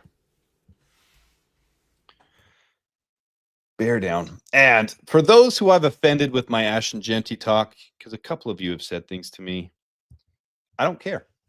Oh, I'm sorry. If he's drafted by the Bears, I hope he proves me wrong, but I don't think he'll be any better than the 4th or 5th best running back in this class. I really don't. It's so close. It's 32% each. I can't end the poll yet. It's 32% Watts, 32% Taylor, 32% Savania. I can't end it yet. Ooh, the problem is when this is a real life situation, and when if we're considered the war room, that clock is ticking. So tick, tick, tick, tick, tick, tick. I'd say give it until 7:38. Was it 5, 6? How are you 2 hours behind or 1 hour? I'm 5:30 right now. Yeah. Yeah, you're 2 hours behind. Wow. I'm seeing Xavier Watts take the lead. Again, safety at 41. That doesn't feel good, but after a trade down, I guess I could stomach it. Put your pick in if you want your pick now. It's tied. Watts and Savania. All right, I'm in the poll on the tie. Flip the coin. My vote is, out of those two, yep, give me Ceviche. I'm with you. Let's do Ceviche. All right, we took Ceviche. Let's see who's there. Now, if the other player is still there, I feel like we owe it to the chat to draft them. Safety's gone. The other one was Mason Taylor at 30%, so let's take Mason Taylor here. Yeah, I love Mason Taylor here, especially after a trade down. I would have taken him at 41, but... All right, now we got 72. We have an offer for a future. That's not fun for the... I'm not interested in a trade down, I think, at this point. I mean, I would take that now. Still on the board. Let's see our picks so far. Took Ceviche. Oh, and now we have Ursary available. Oh, that wrenches my heart. Let's see who else is available. Lots of defensive tackles. Makuba is a good option for safety. Ooh, that like Jack Beck guy, that's a good player. Kevin Winston. Chris Paul, I like that linebacker as well. Interesting. Omar Norman Lott. We already took our That's a defensive guy tackle, you got to though. think about. We don't have an edge yet, and Ashton Gillette is not a bad. We need to look at an edge, dude. We got to look at our edges. Jordan Birch. I like Jordan Birch. I like Jordan Birch more than most. I'm not going to pretend I know the ins and outs of both of those guys. I would lean toward the guy from Oregon. So Jordan Birch, just like the rest of Oregon's defensive line, gets a ton of pressure, but sacrifices the run. Their run defense is one of the weaker aspects Adam, of I them. just want to say your chat has not, I don't want to say they followed me to BCP because BCP is great on its own, right? But guys like Oscar Guillen, I'm starting to have inside jokes with them. So now Oscar's telling me my credibility is at an all-time high. I don't know, man. I feel like you're just saying that facetiously, brother. I'm taking Jordan Birch. Sorry. Let's do it. Chat wants Jordan Birch. They get him. Another trade. We got 85 too. Oof. How did we get 85? How'd that come from? Oh, we got all three Broncos of these. trade. We went from 10 all the way down to 20 instead of 18. See, I love it. Let's look at all options here. Safety seems like a good pick here to me. What else do we need? Wow. Are we going to take a Penn State safety to replace a Penn State safety in the long run? Is that what that would be? I also like Eric Iomanor. Along the perimeter, I don't know if we need that, Adam. We don't need a lot of things. TJ, we can get another running back. We can get another tight end. Oh. What? What'd you get? I mean, it's staring you right in the face. Pick Terrence number Ferguson? 91. Oh, Cam Scattaboo? We already took our running back, though. I mean, I we could trade away DeAndre Swift. That's not a problem. I wouldn't do it, though. That is I don't think anybody's going to trade for him. No, get a 7th-round pick. I don't care. Dude, I'm not sold on getting rid of DeAndre Swift either. I want to see how he does in Ben Johnson's offense. I do. I want to see how he does. So get rid of Oscar Guillen's comment, as ironic as it is, but it's totally mucking up the draft results for the screen. Oh, sorry. I was looking at the other screen. You know how it is when you're sharing a screen. My picks. We've gone defensive lineman, running back, offensive lineman, skill position as a tight end, and an edge rusher, right? Yeah. We can afford to do best available player outside of our draft picks, but in this situation, I think that's never been more true. If you feel like Kevin Winston's the out-and-out best player, I say you take him. Yeah, I'm torn between him and Chris Paul, though. I do like Chris Paul, and it'd be fun to see get rid of Chris Williams. If you want to go into the mind of Mr. Ryan Poles, he loves to bring players in a tandem, right? So if you went Norman Lott, that would pair with your first pick, Kenneth Grant. That would make a lot of sense. I don't think you're bringing in two guards, especially as an earlier pick. Maybe can we go back-to-back edge? Is there another good edge here? Look at this. Would you do that? 2026. What's our 5th-round pick at that point then? Is that not in the 120s? 120 is going to be a 4th-round pick. So you're getting this year's 4th-round pick for next year's 5th, and you're going back 5 spots. That seems insane, but I mean, it feels like we're just, playing the system, so I don't know if it's reasonable. No, that's actually really reasonable. Trading a 5th for 4th, that's what we did with Austin Booker. We gave away a future 5th for a But we got the pick. We got the pick. In this situation, we're just going back 5 spots. I like that. If you want to accept it, Anthony by all Belton means, seems like I want to get safety and I want to get a tackle. And we like Anthony Belton. We brought him in for a top 30 visit. All right, I'm going crazy here, Charles Barkley. Unbelievable. I'm doing it. I'm accepting that. Sorry. And then let's see who's here. All right, so our safety's gone. And I'm okay with that. You guys want to see the other safeties on the board?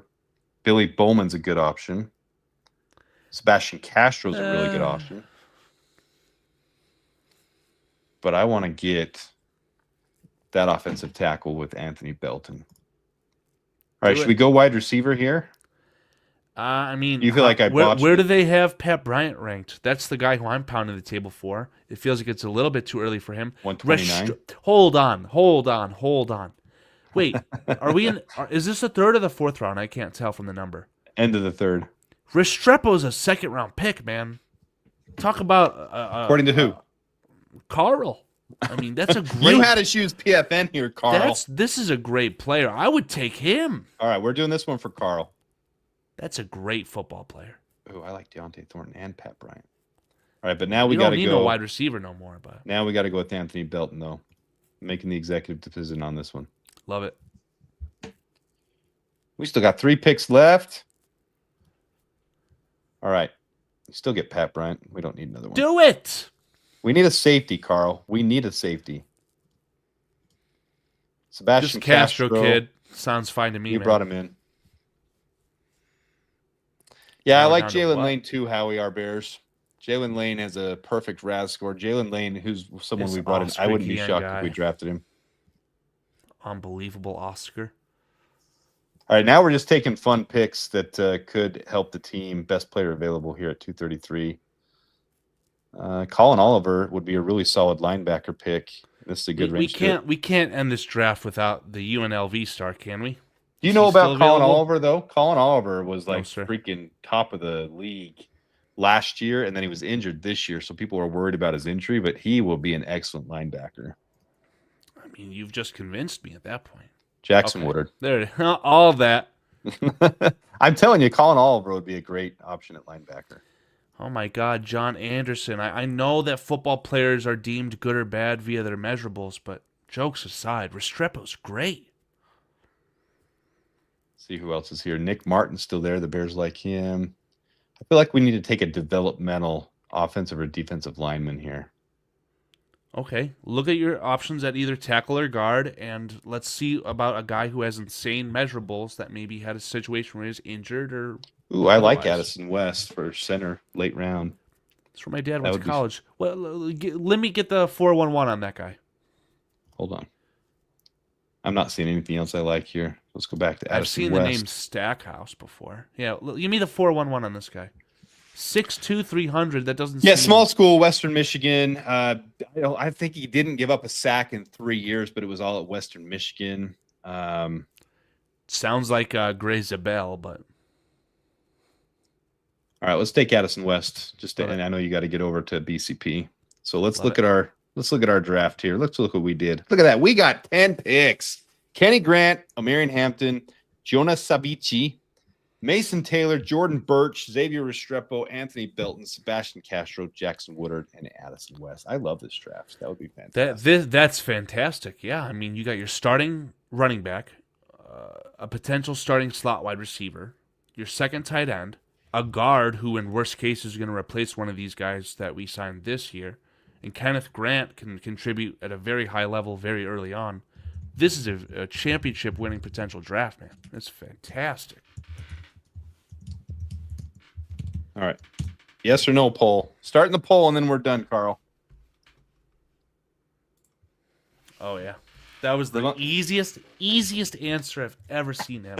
Easiest. Oh no! Oh no! The nose! Oh no! You know, some people are just going to satire, say no for We fun. love it. We love it. Good old Jimmy Horn. You see, this is the point of where we are in this off season when people are saying good old.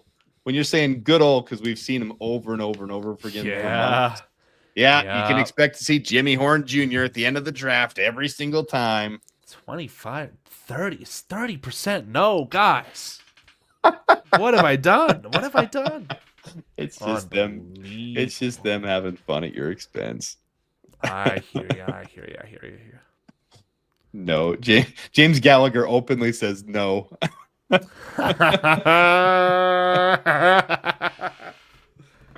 Or maybe he's saying no to the mock draft, Carl. Hopefully. Hometown hero. Oh, they got a little video out. I'm smarter this time, Adam, though. I'm definitely not making a comment on any of the Bears hype videos. Definitely not doing that anytime soon. All right, Carl. End up with 71% yes and 28% no. So it's leaning that we should do something together again sometime. No, I'll be asking you quite often, Adam, if you want to join me on a Saturday if you've got nothing going on. But the days of Thursday where I start work and sit in this exact chair from 8 a.m. to 10 p.m., it's got to stop. I got to tell you, man. So I would not trade these Thursday shows for anything. They've been fantastic, but They were fun. we'll have to figure out a different method to the madness, if you will. We've had a good time. Carl, you guys go over and check Carl out if you haven't at Die and Smy. Nick should be back at some point. That's his partner over there, to be more consistent and regular with him. They put on a good show together. I appreciate them. Appreciate Carl coming on here. I'll let you have the last word, Carl, and then we're going to be out of here, buddy, for the last time for the last 11 weeks. Appreciate you being a part of this. Don't let me tear up, Adam. No, I mean, the chat is just fantastic, right? So again, kind of in the same breath of you doing your Free Talk Tuesdays, I think that you're not only yourself, Adam, but the chat is fantastic, right? So incorporating them into the content, I think, elevates what you do, and it just makes it a lot more fun. And for the chat, thank you for putting up for me. Again, you guys have always been fantastic. I appreciate each and every single one of you. Your time is what matters to me most, right? So you guys have spent so much time with us. I redid the playlist on my channel. 11 videos, each of them are like 90 minutes, right? That's a lot of time to spend with someone. So chat, you guys are fantastic. All I could say, thank you. Thanks, Carl. We will be back exactly the same time next week. I'll be going on at 6 o'clock. The draft starts at 7, so I'll be with you guys for a full hour before that. I'm going to highlight some players that I think the Bears should draft leading up, the rumors leading up to it, the highest ones. Even Ashton Genty, I'll do a highlight for him. I'm going to be working on that this week, so I'll have a highlight for each and every one of those players that is possible for the Bears to be drafting.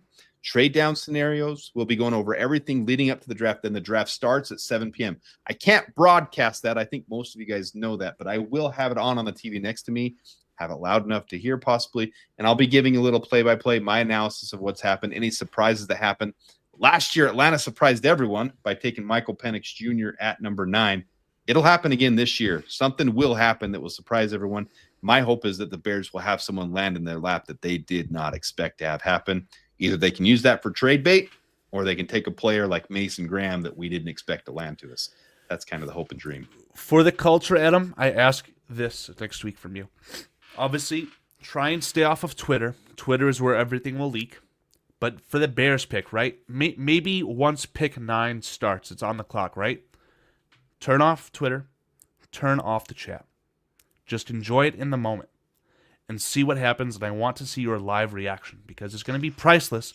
If the Bears get the chance, Mason Graham's gone at 5, we're sweating it out, where are we going to go?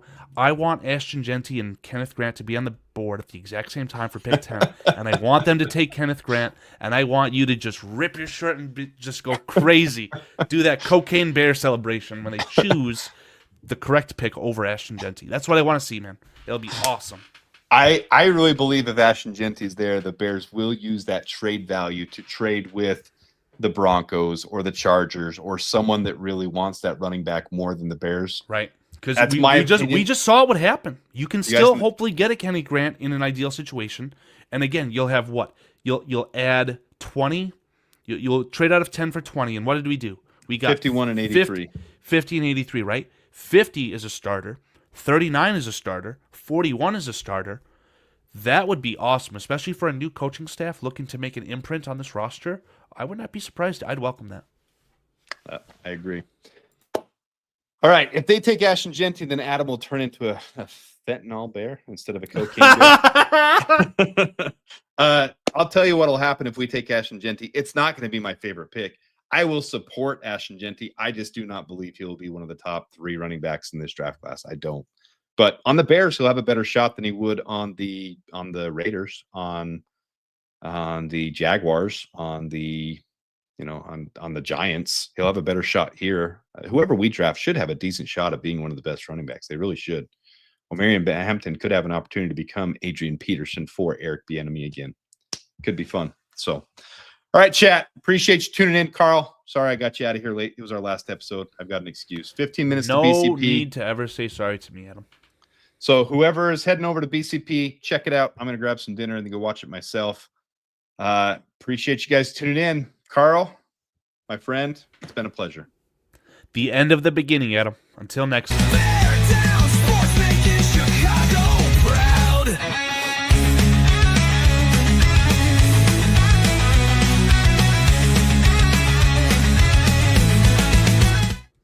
Ghost Energy, hit me up!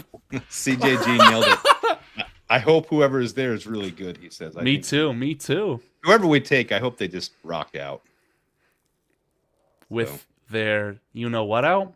We're still live. You haven't ended this sucker. I know.